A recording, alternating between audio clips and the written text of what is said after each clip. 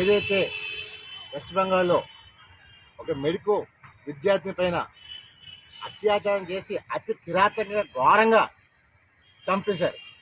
ఆమె అర్ధరాత్రి విధులు నిర్వహిస్తుంటే ఒక వేరే సెమినార్ హాల్లోకి వెళ్ళి తాము రిఫ్రెష్ అవ్వటం కోసం వెళ్తే ఇంత ఘోరాతి ఘోరంగా చంపేశారంటే ఏమన్నాలో అర్థం కావట్లేదు.